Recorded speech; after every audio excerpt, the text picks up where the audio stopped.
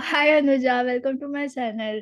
And first of all, thank you for agreeing to do this interview on Sunday because I know की तू busy असणार आणि especially with your baby. So कशी आहेस? मी मस्त. तू कशी आहेस? मी पण मस्त. सो सगळ्यात आधी तू सगळ्यांना सांगशील का की तू काय करतेस आणि just a brief introduction about yourself. मी डॉक्टर अनुजा म्हात्रे जठार. मी फिजिओथेरपिस्ट आहे आणि मी फिजिओथेरपीचं शिक्षण सेट GS मेडिकल कॉलेज आणि KEM हॉस्पिटल इकडनं कम्प्लीट केलेलं आहे. त्याच्यानंतर मी post graduate diploma in hospital and health care management Symbiosis मधून केला.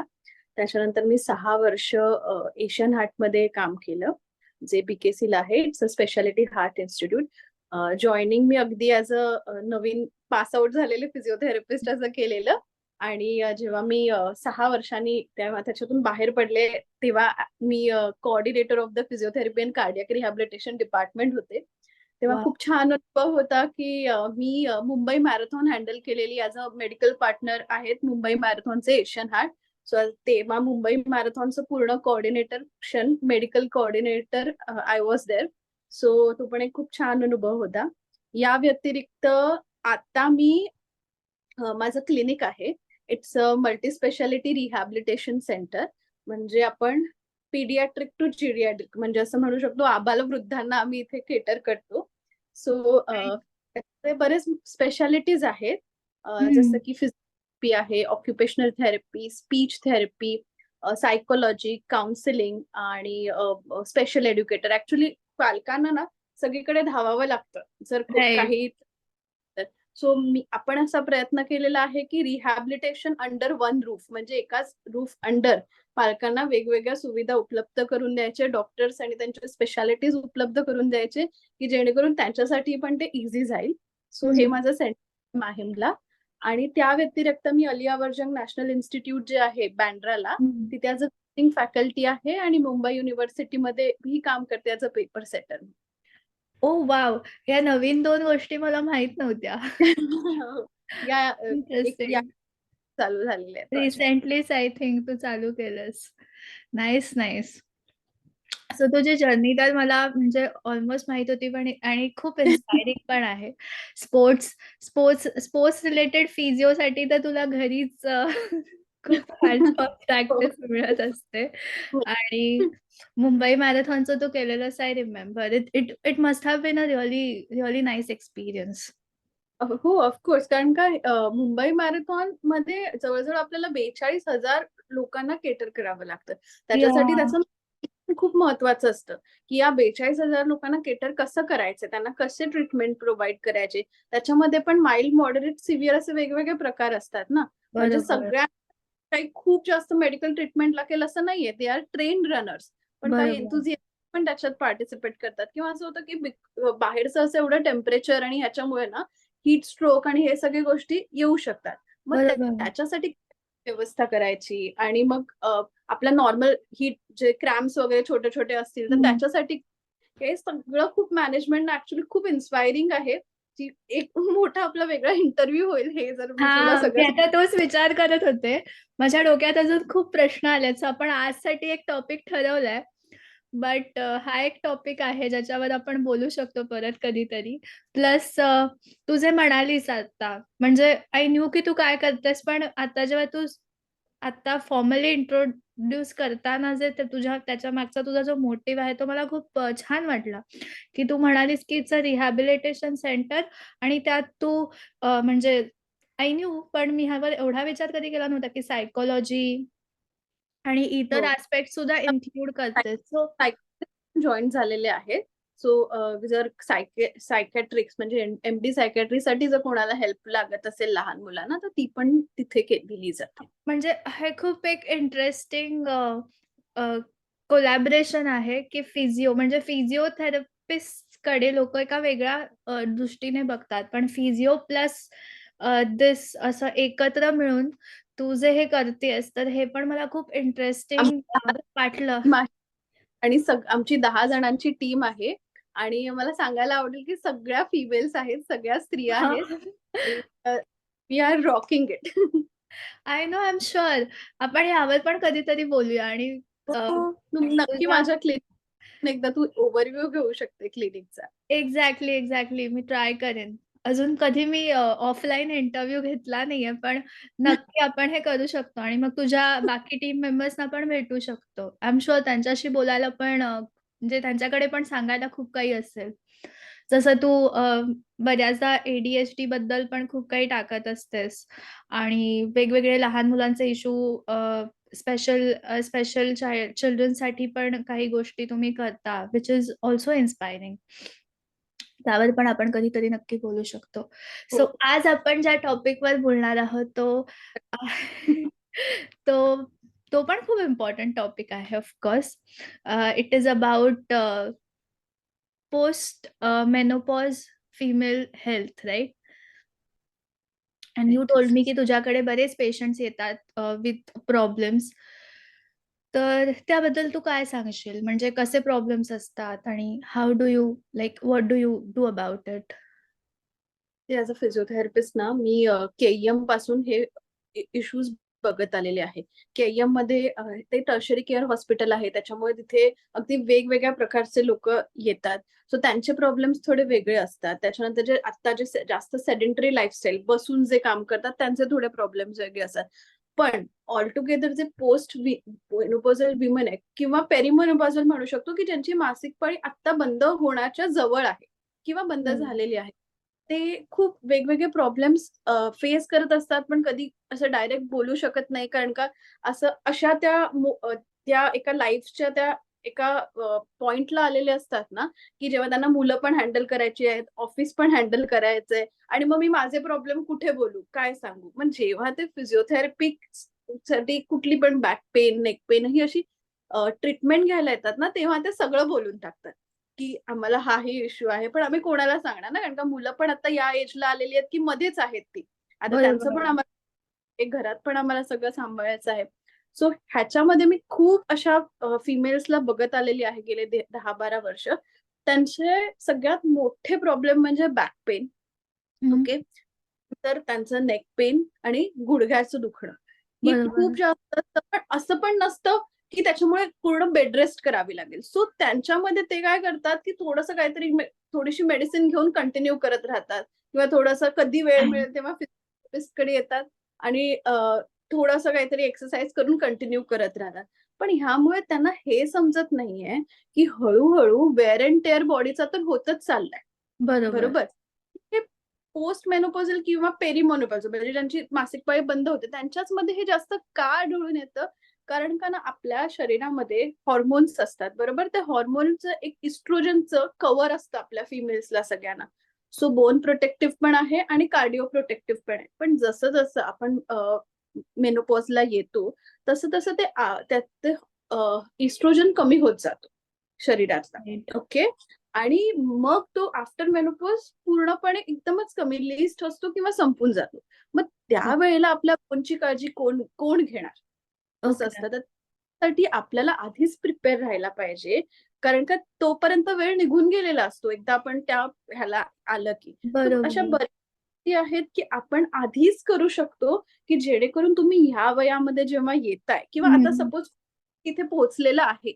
मग आता काय करायचं? सो बरोबर. हे ना बॅक पेन नसतं. त्याच्यामध्ये हॉट फ्लशेस येतात. ओके. हं. त्याच्यामुळे स्टेबिलिटी खूप जास्त वाढते, चिड जास्त वाढते. त्याच्यामध्ये काही लोकांना मेंटल ब्रेकडाउन नाही म्हणता येणार, पण थोडं डिप्रेशन, अँक्साइटी या गोष्टीही पेरिमेनोपॉजलला खूप जास्त जवळ जातात आणि त्यांना हे कराव्या लागतात. सो ह्या सगळ्या गोष्टी एकत्रितपणे आपण डाएट आणि एक्सरसाइज या हं. 2 गोष्टींचा जर आपण संगम केला, तर आपण हे चांगल्या प्रकारे आपण ह्याच्यातून बाहेर येऊ शकतो किंवा आपण असं नाही म्हणू शकणार, की बाहेर येऊ शकतो. आपण चांगल्या प्रकारे एक स्त्री ते हँडल करू शकते. कारण का स्त्री तर सगळंच खूप छान हँडल करते, तर हे तर तिला बरोबर. काहीच नाहीये.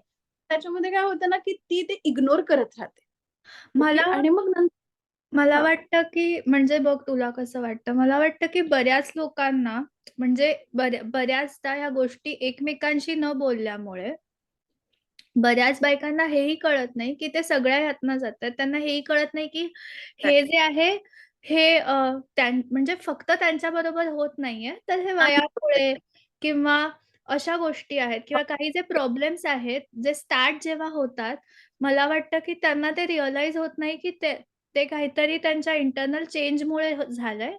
पण असं नाही. वाटत राहतं की अरे, मी खूप काम केलं म्हणून मला थोडंसं दुखतंय. असं हो. काहीतरी आय थिंक होतं आणि म्हणून ते निग्लेक्ट होतं. सो बऱ्याचदा मला वाटतं की त्यांना माहितीच नसतं की काय होतंय. की नाही. म्हणजे ह्याचा रूट कॉज काय आहे आणि म्हणून तो अॅड्रेस करायचा राहून जातो की काय असं? खरंच that is a very correct point. कारण का मला वाटतं बाईनी बाईशी ना मोकळेपणाने बोललं पाहिजे. हां. म्हणजे ते सेम वयाच्या लोकांनी एकमेकांशी बोलत राहिलं पाहिजे, की "अरे मला पण मला हे होतंय, तुला पण होतंय का?" झालं की आता मी असं हे म्हणजे मी अजून त्याला पोहोचलेले नाहीये, पण माझं बेबी आहे 1 इयरचं आणि आता मला माझ्याच मैत्रिणींशी बोलायला वेळ नाही मिळत. आपण कधी बोलतो? हो ना, खरंय. तर मी याला 1 वर्षात ना बोलायला जस्ट की आपल्या बाळाला बघा, क्लिनिकला जा, बाकी लेक्चर घ्या, घरी या, दॅट्स इट. म्हणजे ह्याच्यामध्ये थोडंसं इक्वालिटी असते, की जे मेल्स असतात ते बाहेर जाऊन बोलतात सगळं बट मला वाटतं पण आपण गिल्ट ओरिएंटेड पण खूप आहोत. म्हणजे तू जर असं केलंस, तर ते तुलाच काही जमणाऱ्यातलं नाहीये. तर तुझंच नाही ती गिल्ट ते तुला खरं एवढी खात राहील, तर तू you have to be with your baby. आणि हां. अटॅचमेंट पण आहेच म्हणजे वेगळ्या लेव्हलची. तर काय इव्हन मलाच फील होतंय, की कसं एकदम लाईफ 360 डिग्री चेंज झालं. हो. एव्हरी फिमेल और एव्हरी मदर आउट देअर की कसं चेंज झालंय. हे आपल्या पण जनरेशनमध्ये खूप झालेलं आहे. म्हणजे आता आपण ऑलमोस्ट सगळे त्या बेअरिंग एजला आलेलो आहोत. सो आपल्याला आपल्याच मैत्रिणींशी बोलता येत नाहीये. तर मला असं वाटतं, की सगळ्यांनी थोडा तरी वेळ काढायला पाहिजे आणि आपल्या मैत्रिणींशी बोलून जे आपल्या मनातलं जे आहे ते आपण बोललं पाहिजे. कारण का ते कधी-कधी आपण घरात पण बोलू शकत नाही, आपल्या नवऱ्याशी पण बोलू शकत नाही असं होतं आणि मग ते आपल्या आतमध्येच राहत जातं. सो एक राइट. स्वतःसाठी थोडासा वेळ दिला पाहिजे, की जेणेकरून तुमचे हे फिजिकल रिलेटेड म्हणजे बॅक पेन, नेक पेन हे जे तुम्ही म्हणताय ना, त्याचा सगळ्याचा रूट कॉज आपल्या विदिन असतो, पण आपल्याला समजत नाही. आणि ते अ, तुला असं वाटतं का, की म्हणजे यू नो बेटर मेडिकली पण it's like a vicious circle. It's like a vicious circle, की तुला फिजिकली त्रास होतो, that affects you mentally. You mentally get affected, it affects you more physically and then it keeps on going ना? होय. खरं आहे, खरं आहे. काय so actually now I have seen my mother also suffer आणि आता तू जसं म्हणालीस, की बऱ्याचदा ती असं करते, की ओके मला थोडंसं दुखतंय आता काय करू? डॉक्टरकडे कुठे जाऊ? मग काहीतरी अ, एक अ, छोटासा थोड्याफार किंवा किंवा तिला आधी आधी ती कधी गेलेली आहे. मग त्याचं तिच्याकडे काहीतरी पट्टा आहे किंवा काही आहे, तर ते ती लावते आणि मग आणि she had a difficult job. आता तिचा चेंज झालाय, पण for 2-3 years she had to stand many times because ती लोकेशनवर काम करत होती. सो त्यामुळे तिचा पाय दुखायचा. But at the same time as you said की वयामुळे पण थोडा इफेक्ट होतो. फॅक्टर्स आहेत जे एकत्र येतात आणि हां. मग पाय बॅक पेन हे सगळं चालू होत जातं. जनरली एक साधारण हे ह्याचं वय 35 टू 40 नंतर हळू-हळू ते वाढत जातं वाढत आणि वन्स जातं. म्हणजे आणि 40-45 नंतर मेनोपॉज पण येतो. मग त्याच्यामध्ये हे सगळं एकत्र येऊन जातं आपल्या. त्याच्यामध्ये वर्किंग वुमन असेल, तर मग अजून प्रॉब्लेम असेल. बरोबर. पण म्हणजे तुझं असं म्हणणं आहे का, की आपण ते लवकर अॅड्रेस केलं तर फक्त काही स्पेसिफिक एक्सरसाइजेसने ज्या फिजिओ एक्सरसाइजेस आहेत, त्यांनी आपण पुढे जाऊन मग त्याच्यासाठी जे हाय मेजर्स घ्यावे लागणार आहेत. मे बी काही लोकांना जशी सर्जरी करावी लागते. नी रिप्लेसमेंट करावी लागते किंवा अ, बॅकच्या पण मग खूप सारे are also very common nowadays. हां, म्हणजे लोअर बॅकचे पण लोकांना खूप मग नंतर सर्जरीज किंवा काही वेगवेगळे इश्यूज होतात. तर ते आपण अव्हॉइड करू शकतो का? ॲक्चुअली या फिमेलमध्ये सगळ्यांमध्ये सफरिंग वाढतं नंतर असं होऊन जातं. ह्याच्यामध्ये एक महत्त्वाचा पॉइंट आहे की वेट. हं, बऱ्याच म्हणजे पेशंट माझ्याकडे येतात आणि म्हणतात, "आम्ही बऱ्याच डॉक्टरकडे गेलो. त्यांनी म्हटलं की वेट कमी करा, मग सगळे प्रॉब्लेम निघून जातील." पण मला इथे बरोबर. सगळ्यांना की वेट असं पटकन कमी होत नाही. आणि बेसिकली बरोबर. पेरिमेनोपॉझल आणि मेनोपॉझल एज मध्ये तर वेट असं पटकन कमी होतच नाही. बिकॉज खूप गोष्टी आतमध्ये हॉर्मोनली चालू असतात. बरोबर. ओके. बरेच डॉक्टर सांगतात की तुम्ही ना वेट कमी करा, मग तुमचं नीचं वेट प्रेशर कमी होईल. आणि ते ओके. फ्रस्ट्रेटिंग असतं असं मला वाटतं, कारण ऑलरेडी त्या बायका वेट कमी करायचा ट्राय करत असतात. नो वन आम्ही लाइक्स तर इट. एवढं खातो, मग आमचं वेट कमी होत नाही. आम्ही तर एवढं थोडासाच भात खाते, मग वेट का नाही कमी होत? हो. पण ती वेट कमी करण्याची एक प्रोसेस आहे. ठीक आहे. सो ते असं आपण पटकन नाही करू शकत, की आता माझं वेट एक एक मे बी 1-2 महिन्यात कमी झालं आणि माझ्या नीचं प्रेशर कमी झालं, असं नाही होत. सो त्याच्यासाठी आता काही मेजर्स आहेत ते आपण बघूया. मी तुला सांगते, की जनरली एक 25 एज और 30 एज पासूनच जर तुम्ही थोडीशी काळजी घेतली स्वतःसाठी, एक अर्धा तास जर रोज काढलात ना, तर हे तुमचं जे 35-40 नंतरचं जे सफरिंग आहे ते कमी होईल. मी असं नाही म्हणत आपल्याला ते मॅनेज करायचं. आपण बंद नाही करू शकत because it's a natural process of the body, right? बरोबर. सो ह्याची फर्स्ट थिंग इज की एरोबिक एक्सरसाइजेस. एरोबिक एक्सरसाइज म्हणजे काय? की चालणं, वॉकिंग करणं. हं. ओके. अमेरिकन हार्ट असोसिएशन ज्याचे काही नॉर्म्स आहेत त्याच्याप्रमाणे रोज वॉकिंग करणं कोणीही सांगत नाही. ओके. तुम्ही 3दा जर 35 to 40 मिनिट्स और 45 मिनिट्स ऑफ वॉकिंग केलं तरीही चालणार. Normal walking. ओके. आणि त्याच्याबरोबर स्ट्रेंथ ट्रेनिंग. फिमेल्स जनरली रोज, बऱ्याच फिमेल्स मी बघितलंय वॉक करतात पण स्ट्रेंथ ट्रेनिंग करत नाही. हो. स्ट्रेंथ ट्रेनिंग की वजन कोणी उचलायला जात नाही. त्यांना वाटतं की अरे बापरे काहीतरी मला त्रास होईल. पण त्याची पण एक पद्धत असते की कसं वजन उचलायचं, किती उचलावं. कोणीच डायरेक्ट 10-15 किलोचे जिम मध्ये उचलतात तसं नाही करावं. हळूहळू 1-1 किलोनी बॉटल्स, जे आपल्या घरी नॉर्मल घरात बॉटल्स असतात पाण्याच्या, ते पण आज आपण डंबेल वेट म्हणून वापरून एक्सरसाइज घरच्या घरी करू शकतो. ओके. तर बरोबर. आठवड्यात 2दा स्ट्रेंथ ट्रेनिंग केलं पाहिजे. ठीक आहे. तर स्ट्रेंथ ट्रेनिंग मध्ये हे सगळे एक्सरसाइज येतात छोटे छोटे, की ज्याच्यामध्ये थोडे वजन उचलायचे एक्सरसाइजेस असतात. त्याच्यामध्ये जे आर्म आहे, बायसेप्स, ट्रायसेप्स ह्याचे एक्सरसाइज होतात, शोल्डरचे एक्सरसाइज होतात, बॅकचे एक्सरसाइज होतात. सो ह्याच्यामध्ये स्ट्रेंथ का इम्पॉर्टंट आहे? कारण का हं. स्ट्रेंथ ट्रेनिंग जेव्हा मेनोपॉजला आपण येतो तेव्हा आपला मसल लॉस पण होतो. ठीक आहे. बरोबर. हां. सो तो टाळण्यासाठी किंवा त्याचा जो रेट आहे तो कमी करण्यासाठी आधीच आपण मसल फायबर्स वाढवले, जर वेट हं. ट्रेनिंगचा पुढे उपयोग होतो. Aerobic okay. एक्सरसाइज आठवड्यातून 3दा आणि वेट ट्रेनिंग 2दा म्हणजे 5 दिवस झाले आठवड्यातले. 2 दिवस करा ना आराम.